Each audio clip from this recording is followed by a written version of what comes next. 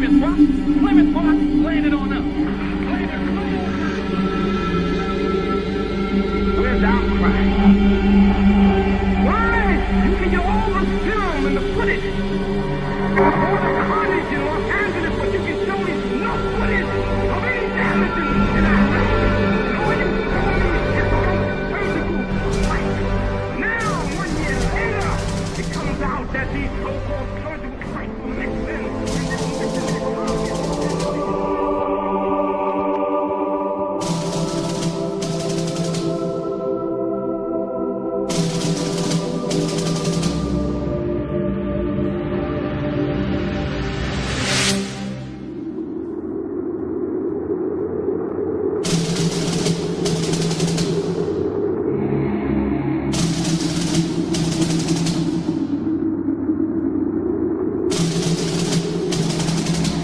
August 2nd, 1990. Saddam Hussein's forces crashed through the defences of oil-rich Kuwait. In fear of an Iraqi invasion into Saudi Arabia, the United States and her coalition allies poured into the Arabian Peninsula to form a deterrent that would be known as Desert Shield. The result was a series of diplomatic talks, negotiations and counter-negotiations that rapidly declined into a no-hope situation. On August the 17th, 1991, Desert Shield became Desert Storm.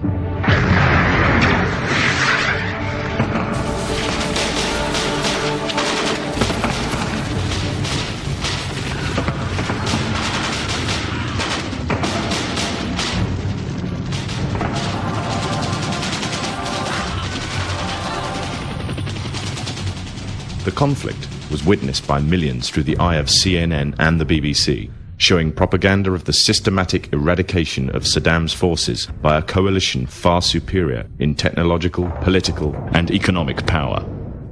However, what was little known was that from the outset the war was engineered, controlled, and manipulated by an elite group.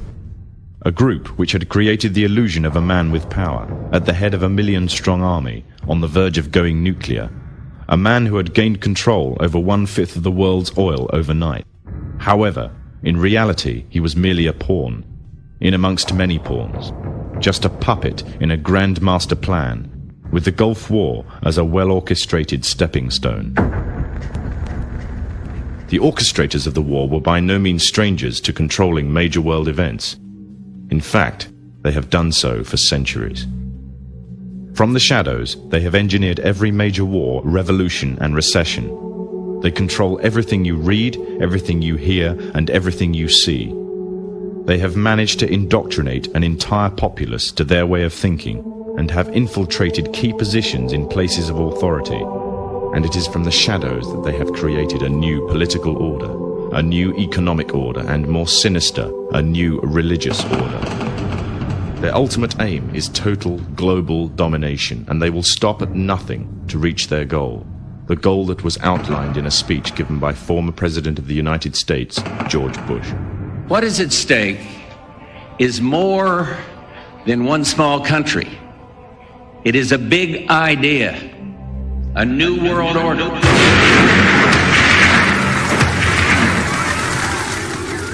However, the origins of this global plan were not created in the offices of the White House. In reality, their roots lay in another war. This time, the year is 1095, and the place, Clermont, France.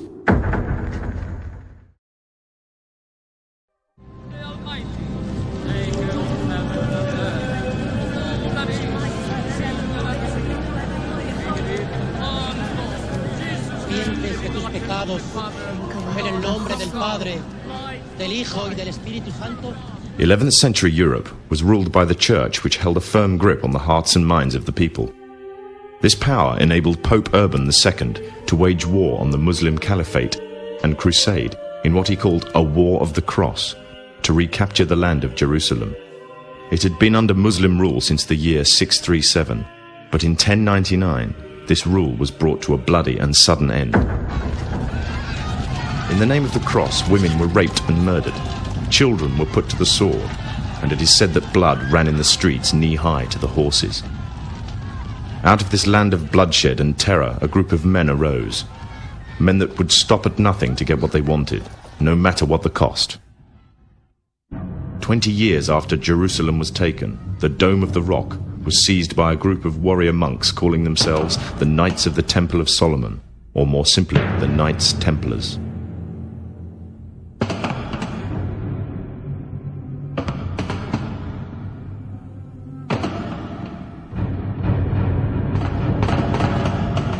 In Jerusalem, the Templars began to deviate further and further away from the practices of Christianity.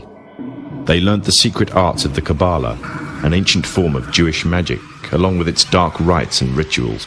The Jews had learnt the arts from the pagans of ancient Egypt during the times of enslavement to the Pharaoh, and developed them into Babylon at the time of Nebuchadnezzar. In 1307, King Philippe of France arrested them for charges of denial of Christ, homosexuality, and idol worship, as well as magic.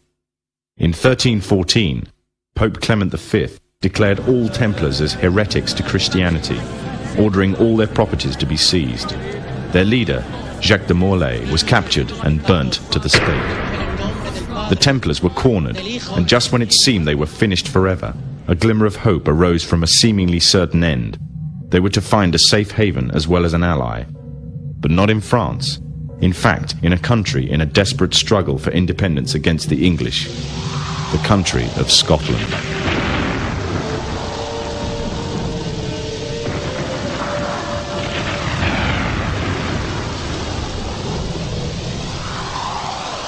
For some, Scotland's hope of independence had died with the death of William Wallace.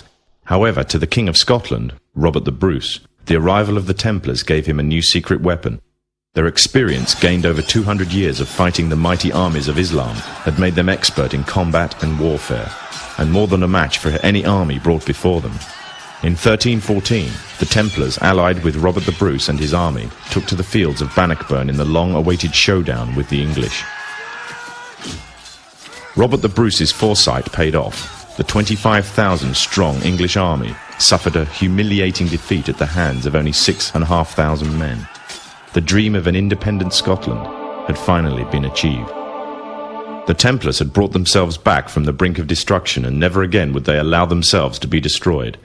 This time they would control the country by controlling its kings, and in order to preserve their secret order, the Templars would have to die, or more precisely, the name would have to die. The Templars, who had escaped Europe, were finally laid to rest in Roslin Chapel, Scotland, which stands to this day as sign of their presence in Britain. Their descendants became the true power of Scotland. In 1603, the death of Queen Elizabeth I left England without an heir to the throne. By virtue of descent, King James V of Scotland became King of England. In doing so, Scotland and England joined to form a new kingdom, and the power that the Templars held over Scotland spread to give them a firm grip on the whole of Great Britain. For over 100 years, the Templars concealed their activities, fading into the background until they were little known and little remembered. However, they did not cease to keep a firm grip on Britain. All the time they were planning, regrouping, and infiltrating positions of power in all corners of the kingdom. In 1717, the Templars made their reappearance in Europe. They had grown in both number and strength, and were now ready to coin a new identity, free from their reputation of the past, and given credibility by none other than the monarchy and aristocracy of England. And the name they chose for themselves was a name that would be known by many, but understood by a few. This new name, the Freemasons. The new identity and the grandeur of its members afforded the Masons with respect and dignity. The first royal member of the Freemasons was Frederick, Prince of Wales. The latest members include Prince Philip, the Duke of Edinburgh, and consort to the current Queen of England, Elizabeth II, who herself is a grand patron to the Masons. However, behind closed doors, the Freemasons were free to indulge in the secret rites and rituals handed down to them by their ancestors, and these became the basis of their levels of membership, called degrees. The Freemasons were not content with power in Britain alone. Their ambitions were far greater. In the years to come, the world would witness Europe and America being plagued by wars and revolutions, each more devastating than the other. However, these would not be as commonly believed, the spontaneous effects of a downtrodden people, but in fact schemes created by the exclusive few, driven by hunger for absolute power. All this would take place from the very country from which they had fled centuries earlier, and would become the base for their global domination.